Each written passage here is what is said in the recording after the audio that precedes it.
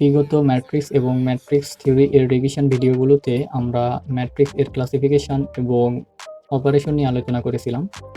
এই ভিডিও থেকে আমরা ম্যাটল্যাবে ম্যাট্রিক্স এর অপারেশন নিয়ে আলোচনা করব এবং এর খুঁটিনাটি বিষয়গুলো জানব।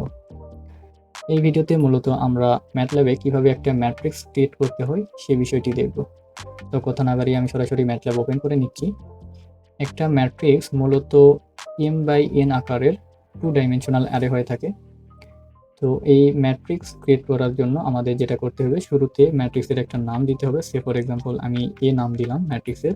এরপর একটা ইকুয়াল সাইন দিতে হবে এবং আমরা জানি ম্যাট্রিক্সকে আলাদা করার জন্য বা রিপ্রেজেন্ট করার জন্য থার্ড ব্র্যাকেট ইউজ করা হয়।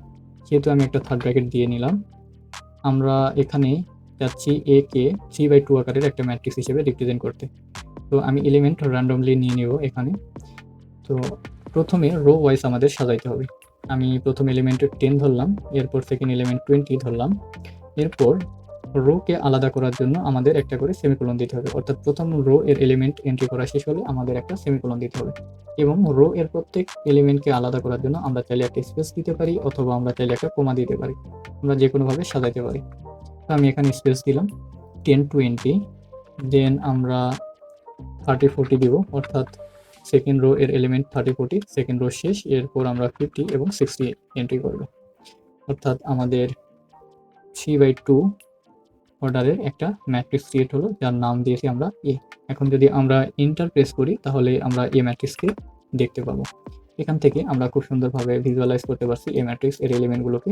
এখান থেকে দেখতে পাচ্ছি 3টা রো রয়েছে এবং 2টা কলাম রয়েছে। এখন আমাদের ম্যাট্রিক্স যেহেতু ক্রিয়েট শেষ, এখন এই ম্যাট্রিক্সের সাইজ এবং মেমোরি বাইট কত লাগছে সেটা আমরা দেখতে চাচ্ছি। তো এটা করার জন্য আমরা হোস্ট কমান্ড ইউজ করতে পারি, হোস্ট, এবং আমরা স্পেসিফিকভাবে বলতে চাচ্ছি এ, অর্থাৎ এ সম্পর্কে আমরা জানতে চাচ্ছি। হোস্ট এ লিখে আমরা যখন ইন্টারফেস করব তখন এ এর বিস্তারিত আমরা দেখতে পাবো।